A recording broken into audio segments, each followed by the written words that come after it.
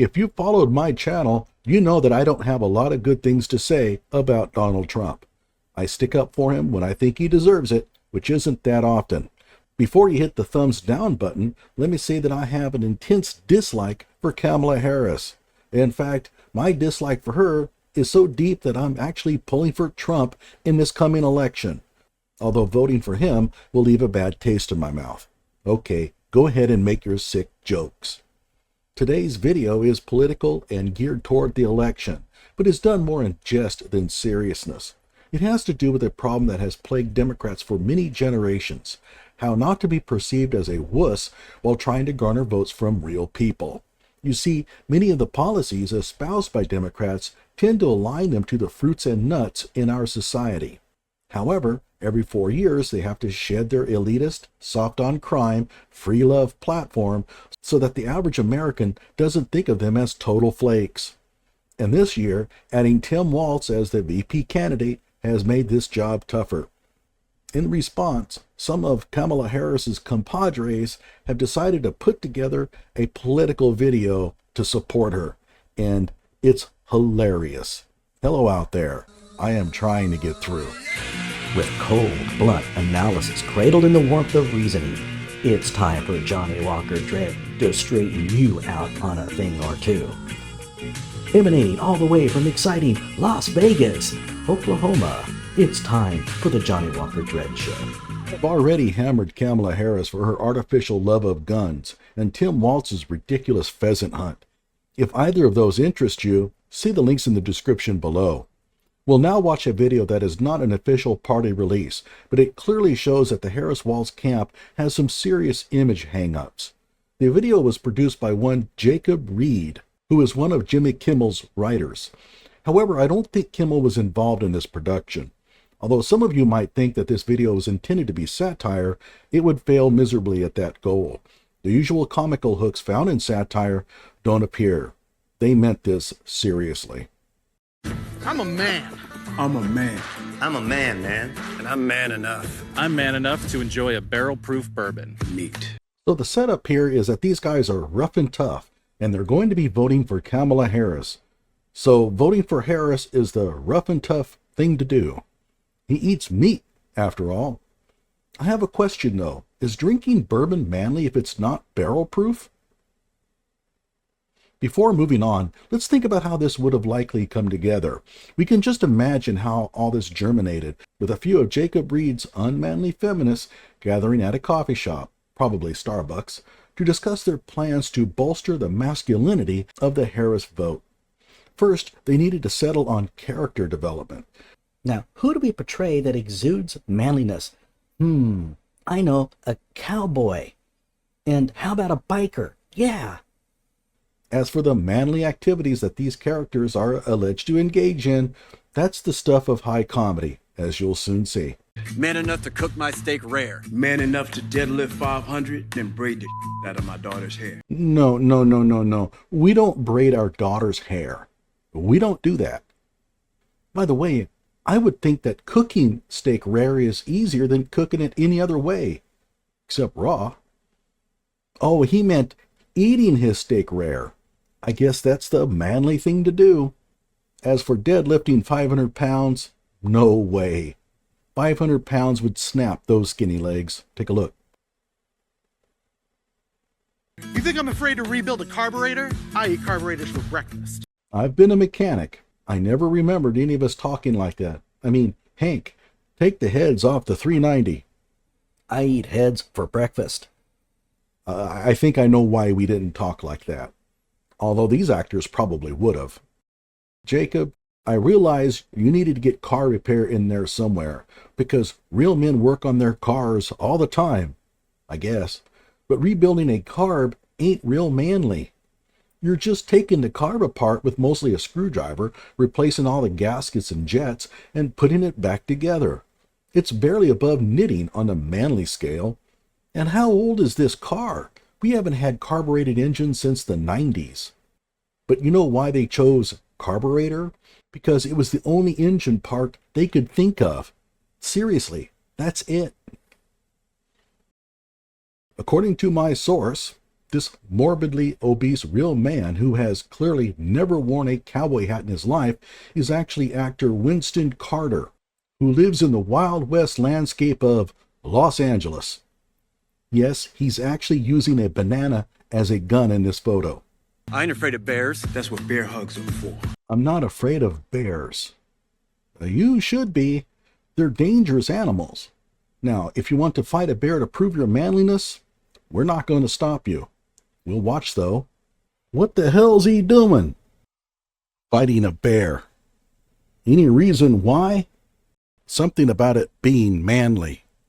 But he's getting his ass kicked. Yep. He's going to bleed out. Shouldn't we put an end to this? Do you want to get in there and fight that bear? He's a goner. Now, what's this about that's what bear hugs are for? That one went right over my head. Bear hugs are for what? Oh, he means these kinds of bears. Ew. I'll tell you another thing I sure as shit am not afraid of. Women. Hey, mister, I really don't like you pointing at me. So rude. But, I mean, if these guys are not afraid of bears, I don't see any reason they'd be afraid of a woman. Unless she's got a gun. And mad. Okay, I'd be afraid of that. After all, I'm not suicidal. I'm not afraid of women. I'm not afraid of women. They want to control their bodies? I say go for it. This man is an actor named Tony Ketchum. Like the other actors in this sham, I couldn't find much on him, which goes to show you how successful he really is. This still is from the TV series Randy and the Milk Boy. Yikes. They want to use IVF to start a family? I'm not afraid of families. What if they're like the Manson family? We just had a new family move in next door. I'm not afraid of them, unless they've got guns and are mad.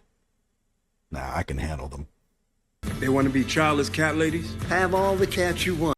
Oh, you know what gets to them. This is obviously a burr under some of the writers' saddles. Make sure that you put something in there about childless cat ladies, because I hate it when they call me that. Just to be serious, I have no issue with people owning cats. But when cats are their only companions because no one else can stand to be around them, that's a problem. I figured that if everyone else in town feels the need to steer clear of them, who might argue? Woman wants to be president? Well, I hope she has the guts to look me right in the eye and accept my full-throated endorsement. No. We don't do full-throated endorsements. You do realize you're writing this for Kamala's campaign, right? And of all the actors to have say this, why him? Make the biker dude say it, or the weightlifter, although he's gay. Anybody but this dude. I mean, look how he's sitting. And you know the director made him sit like this, because to the producers, this is how they want men to sit. Like women. This is the pose ladies use when they want to show off the top of their pantyhose. We're supposed to be shooting for rugged here, not fabulous. The actor here is named, and I'm not making this up, Wayland McQueen. According to my source, he is a far-left, pro-Antifa comedian and actor who has a habit of raving about white privilege.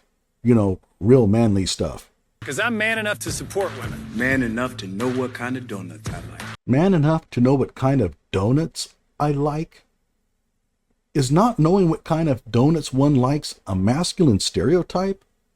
Is that from a Dirty Harry film or something? Like Clint Eastwood walks into a donut shop and is asked, What kind of donut do you want? and Clint is like, I don't know what kind of donut I like. Do I, punk?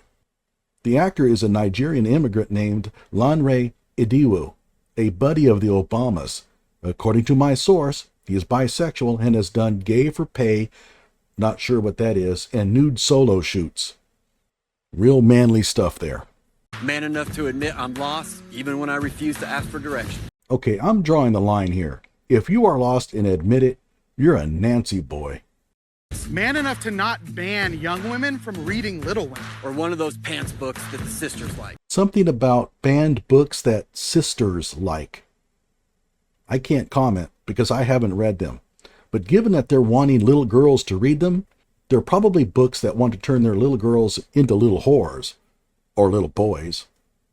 Am I right? I'm man enough to raw dog a flight. It sucked. Not worth it. Okay, I had to look this up. Apparently, raw dogging is when you get on a plane and refrain from eating, watching the in-flight movie, and all of the other things that you already paid for. Screw that. Not only do I eat the peanuts they give me, I always request more. He claims that raw dogging sucked, so I'm not sure whether the producers considered raw dogging manly or not. Was this actor simply not manly enough to understand its appeal? I'm man enough to be emotional in front of my wife. In front of my kids. Does rage count? Because I can get ragey in front of my wife and kids all the time, but usually it's the other way around, which is kind of sad if you think about it. As for getting all blubbery and misty-eyed in front of the family, forget it. I'm Scottish. We don't do that. In front of my horse. Now, I'm not a big horse fan. I rode one when I was younger, but I certainly discovered that a car was better.